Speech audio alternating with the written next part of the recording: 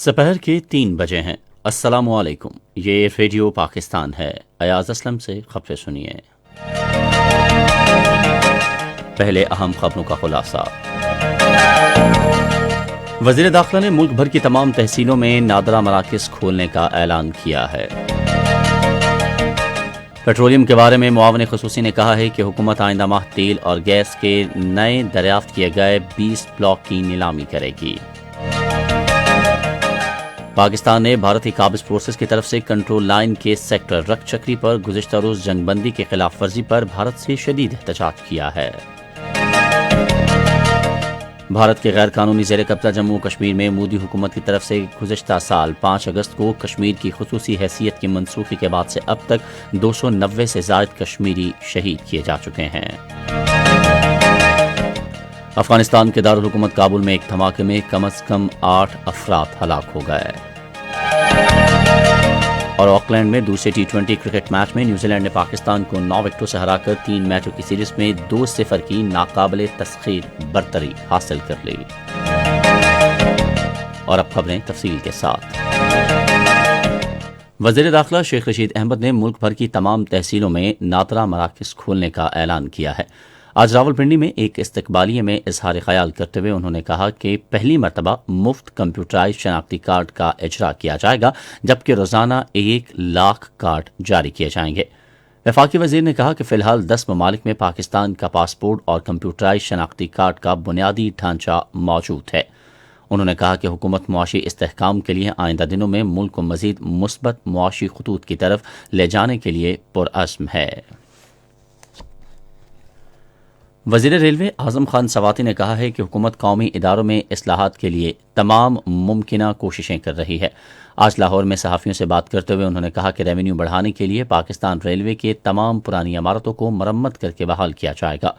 وفاقی وزیر نے کہا کہ ہم نے ریلوے کو 1 سال کے عرصے کے دوران ایک نفع بخش ادارے میں تبدیل کرنے کا ہدف مقرر کر رکھا ہے۔ انہوں نے ادارے کی ترقی کے لیے ریلوے ملازمین کی لگن اور محنت سے کام کرنے کو بھی سراہا۔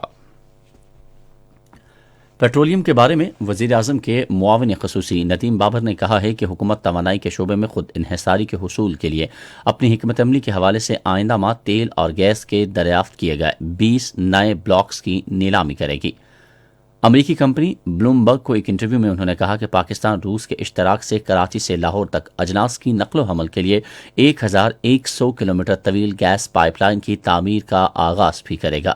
ندیم بابر نے کہا کہ پاکستان نے اپنا پہلا مال بردار جہاز 5 سال قبل درآمد کیا تھا اور ابھی اس کے پاس 2 LNG ٹرمینلز ہیں۔ انہوں نے کہا کہ آئندہ کچھ سال میں 2 مزید نئے ٹرمینلز کا آغاز متوقع ہے۔ معاون خصوصی نے کہا کہ پاکستان نے آئندہ ماہ سے یورو 5 ڈیزل درآمد کرنے کا فیصلہ کیا ہے۔ پنجاب کے وزیر اعلیٰ سردار عثمان بزدار نے کہا ہے کہ حزب اختلاف کے جماعتوں میں اسمبلیوں سے مستعفی ہونے کی جرت نہیں ہے اور وہ اس حوالے سے محض نئی تاریخوں کا اعلان کرتے رہیں گے۔ آج ایک بیان میں انہوں نے کہا کہ احتساب کا عمل بلا امتیاز جاری رہے گا۔ پاک فوج اور فرنٹیئر کور خیبر پختونخوا کے اشتراک سے سابق قاصدار لیویس عملے کو خیبر پختونخوا پولیس میں ضم کرنے کے لیے تربیت کا پہلا مرحلہ ختم ہو گیا ہے۔ پہلے مرحلے میں 4000 افراد کے عملے کو خیبر پختونخوا پولیس میں ضم کیا گیا۔ عملے کو انسداد دہشت گردی، سریع الحرکت فورس، پولیسنگ، دھماکہ خیز مواد ناکارہ بنانے، جدید آلات سے آگاہی اور فزیکل فٹنس کی تربیت دی گئی۔ خوراک کے بارے میں گلگت بلتستان کے وزیر اعلیٰ کے مشیر شمس لون نے کہا ہے کہ وفاقی حکومت گندم پر اعانت ختم کرنے پر غور نہیں کر رہی۔ انہوں نے آج ایک بیان میں کہا کہ گندم پر سبسڈی سے متعلق حزب اختلاف کا پروپیگنڈا بے بنیاد ہے۔ ملک میں گزشتہ 24 گھنٹوں میں کرونا وائرس سے مزید 80 افراد جاں بحق اور 2615 افراد میں وائرس کی تشخیص ہوئی ہے۔ کرونا وائرس سے اب تک ملک میں جاں بحق افراد کی مجموعی تعداد 9330 ہو گئی ہے اور 40553 افراد زیر علاج ہیں۔ وبا سے 4,07,405 مریض صحتیاب بھی ہو چکے ہیں۔ ایک سینئر بھارتی سفارتکار کو آج دفتر خارجہ طلب کر کے گزشتہ روز کنٹرول لائن کے ساتھ رک چکری سیکٹر میں بھارتی قابض فوج کی جانب سے جنگ بندی کی خلاف ورزی پر شدید احتجاج کیا گیا، جس میں ایک بے گناہ شہری شدید زخمی ہو گیا تھا۔ بھارتی قابض فوج کنٹرول لائن اور ورکنگ باؤنڈری پر توپ خانے، بھاری مارٹر گولوں اور خودکار ہتھیاروں سے شہری آبادی کو مسلسل نشانہ بنا رہی ہے۔ रवां साल अब तक भारतीय काबिज फौज की जानिब से जंग बंदी के 3000 से जायद खिलाफ वर्जियां की गईं, जिसके नतीजे में 27 शहरी शहीद और 250 शदीद जख्मी हुए। दफ्तर खारजा ने कहा कि इस किस्म के गैर दानिशमंदाना इक़दामात 2003 के जंगबंदी मुआहदे की खुली खिलाफ वर्जी और तमाम मुसल्लमा इंसानी इक़दार और पेशावराना अस्करी तर्ज अमल के भी मनाफी हैं। ये खबरें आप रेडियो पाकिस्तान से सुन रहे हैं। भारत के ज़ेर कब्जा जम्मू कश्मीर में गुज़िश्ता साल 5 अगस्त से अब तक जमहूरी हुकूमत ने कश्मीर की खुसूसी हैसियत ख़त्म करके इलाके में फ़ौजी मुहासरा मुसल्लत किया था। 290 से ज़ायद कश्मीरी शहीद किए जा चुके हैं और 1500 से ज़ायद ज़ख्मी हुए हैं। कश्मीर मीडिया सर्विस की जानिब से जारी की गई एक तज्ज़ियाती रिपोर्ट के मुताबिक जनवरी 1989 से अब तक भारतीय फ़ौज का 95,000 अफराद को शहीद कर चुकी है। कश्मीरियों को गुज़िश्ता 7 अशरों से मावरा अदालत कत्ल-आम के वाक़यात, रात गए छापों और तशद्दुद की शक्ल में खून की होली का सामना है। भारत में आज किसान मुल्क भर में श्रद्धांजलि दिवस का दिन मना रहे हैं, जिसमें उन लोगों को खराज अकीदत पेश किया जाएगा जो मोदी हुकूमत की जानिब से नाफिज किए गए गैर मुनसिफाना ज़रई कवानीन के खिलाफ जारी मुजाहिरों में अपनी जानों से हाथ धो बैठे थे।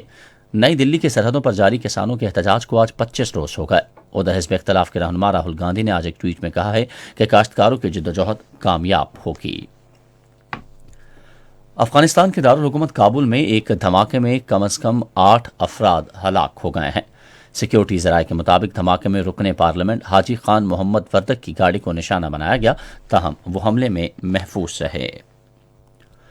उधर नंगरहार सूबे के मरकज जलालाबाद में सड़क पर एक बम धमाके में अफगान कौमी पुलिस का एक अफसर हलाक और 2 जख्मी हो गए हैं। अफगान मुफाहमत के लिए अमेरिका के खुसूसी नुमाइंदे ज़ल्मे खलीलजाद ने मुतहारिब अफगान धड़ों पर जोर दिया है कि वो तशद्दुद का फौरी खात्मा करें और तनाज़े के जल्द सियासी हल पर इत्तफाक करें। आज मुख्तलिफ ट्वीट्स में उन्होंने कहा कि अफगान हुकूमत और तालिबान को अफगान अवाम के मुतालबात का एहतराम करना चाहिए। नेपाल में काबीना ने आम इंतखाबात में नए मैंडेट के हुसूल के लिए पार्लियामेंट को तहलील करने की तजवीज़ दी है। काबीना के एक हंगामी इजलास के बाद पार्टी की मरकजी कमेटी के एक रुकन बशनूर जाने ने कहा कि वज़ीर आज़म ने पार्लिमानी पार्टी में अक्सरियत खो दी है और पार्टी के अंदर समझौते के बजाय उन्होंने पार्लियामेंट को तहलील करने का फैसला किया है। अगले आम इंतखाबात 2022 में होने हैं। अभी तक ये बात वाज़ेह नहीं है कि अगर नेपाल के सदर काबीना की दरख्वास्त मंजूर कर लेते हैं तो कबल इस वक्त होने वाले इंतखाबात कब होंगे। हैमिल्टन में दूसरे T20 क्रिकेट मैच में न्यूजीलैंड ने पाकिस्तान को 9 विकेटों से हराकर 3 मैचों की सीरीज में 2-0 की नाकाबिले तस्कीर बरतरी हासिल कर ली है।